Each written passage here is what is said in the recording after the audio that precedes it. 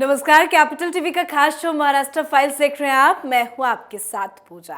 महाराष्ट्र की राजनीति में अभी जो परिस्थितियां दिखाई पड़ रही हैं, लगता तो नहीं है कि उद्धव ठाकरे के पास जो बचा कुचा है बहुत काम का है।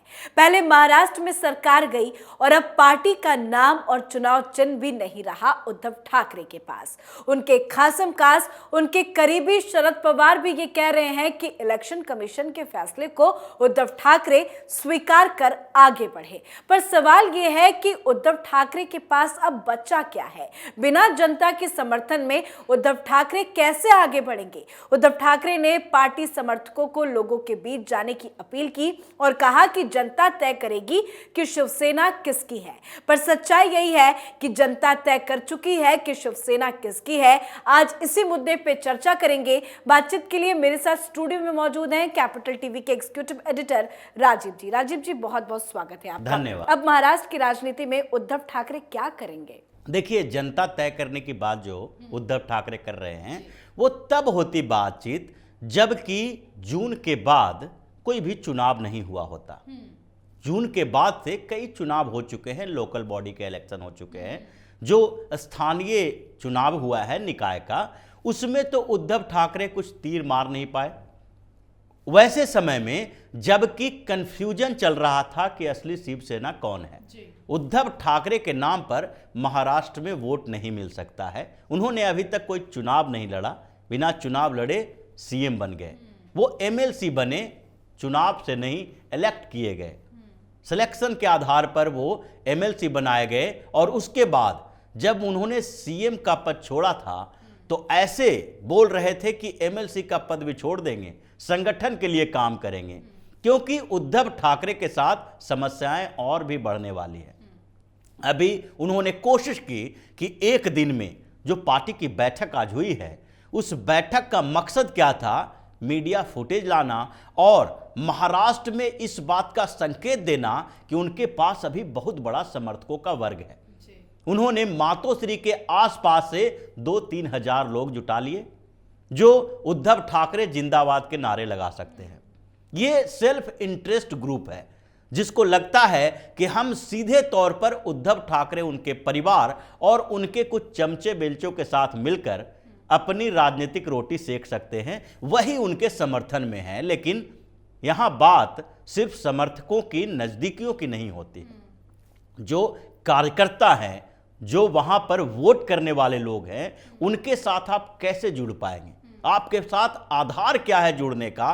क्योंकि आप अगर शिवसेना के नेता हैं तो वैसे में सबसे पहले यह समझना पड़ेगा कि शिवसेना कैसे बनी, शिवसेना के विचारधारा क्या रही। अभी तक अगर इतनी मजबूत पार्टी शिवसेना रही महाराष्ट्र में और मुंबई पर शिवसेना का कब्जा रहा तो क्यों रहा? क्योंकि उद्धव ठाकरे जब से शिवसेना के बागडोर संभाले हैं तब से शिवसेना तो धीरे धीरे कमजोरी हुई है राजनीतिक तौर पर। भारतीय जनता पार्टी धीरे धीरे मजबूत हुई शिवसेना के गठबंधन के बावजूद।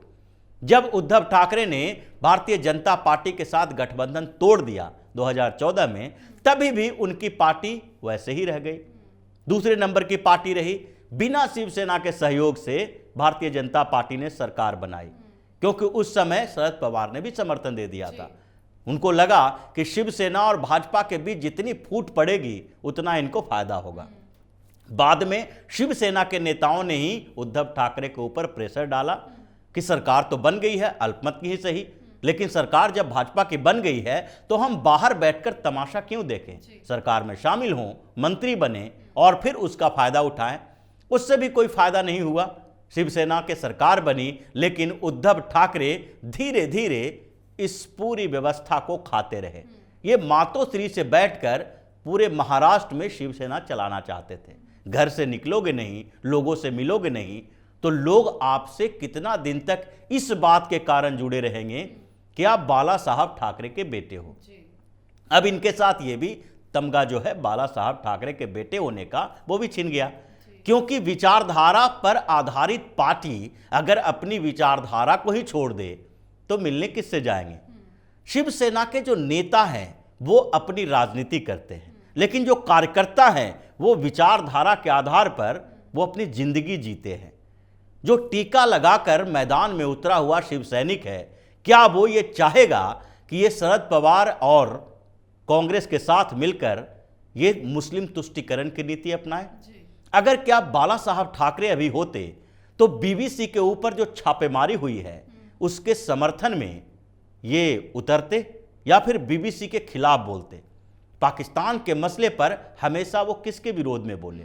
हिंदुत्व के लिए उन्होंने हमेशा से स्वीकार किया, चाहे उनका वोटर लिस्ट से नाम ही क्यों न कट जाए, लेकिन वो स्वीकार करते थे कि हमने ऐसा किया है।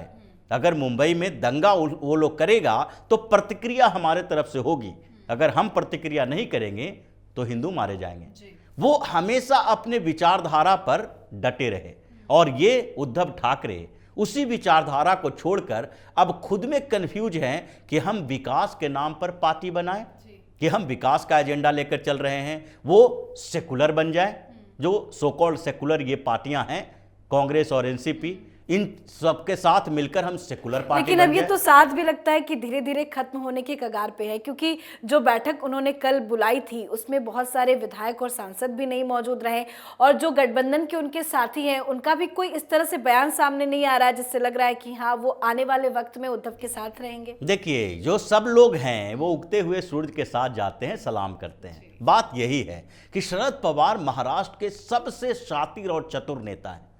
भले ही इस बीच भारतीय जनता पार्टी की रणनीति के सामने उनकी सारी चतुराई फेल हो गई है, लेकिन वो अभी भी अपने आप को चाणक्य ही समझते हैं और उनको पता है कि अब उद्धव ठाकरे कुछ नहीं है। उद्धव ठाकरे से धीरे धीरे किनारा करना है, इसलिए पहली सलाह भी उन्होंने गलत ही दी थी कि सरकार में बने रहो कुछ समय के बाद। दूसरी सलाह भी उन्होंने गलत ही दी थी कि फ्लोर टेस्ट से पहले इस्तीफा दे दो, और उसके बाद अब भी ये सलाह दे रहे हैं कि स्वीकार कर लो और अपनी पार्टी संगठन खड़ा करो, चिन्ह अपनी बनाओ और उसके बाद देखो क्या होता है। अब वो धीरे धीरे उद्धव ठाकरे का साथ छोड़ेंगे क्योंकि इसकी पृष्ठभूमि भी तैयार हो चुकी है। बीएमसी के लिए उद्धव ठाकरे ने क्या किया? प्रकाश अंबेडकर की पार्टी के साथ समझौता किया। प्रकाश अंबेडकर ने क्या कहा?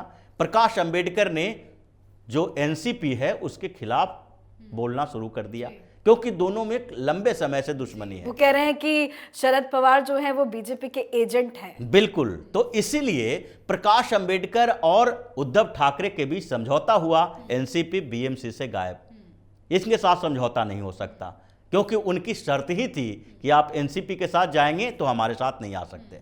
तो ऐसे में अब बीएमसी से खत्म, उसके बाद लोकसभा और विधानसभा में भी इनकी अब कोई महागठबंधन नहीं बन पाएगी। महाविकास अघाड़ी तो बिखर गई है। और दूसरे स्तर पर जो बैठक हुई है शिवसेना की, उसमें जो बचे खुचे नेता हैं संगठन के और जनप्रतिनिधि भी हैं, एमएलए और एमपी, उन लोगों ने भी उद्धव ठाकरे के सामने बोलना शुरू कर दिया है।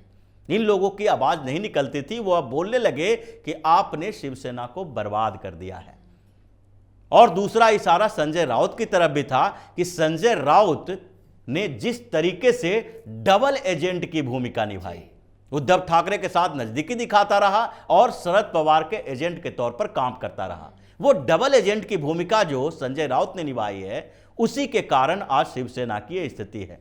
जब मंत्री सही जानकारी न दे पाए तो इसका मतलब है कि वो राजा का विनाश चाहता है। वही स्थिति यहां पर हुई है और उद्धव ठाकरे अब इस स्थिति में है कि मातोश्री से बाहर उनके लिए कोई जगह नहीं है, इसलिए बैठक भी मातोश्री में ही बुला रहे हैं।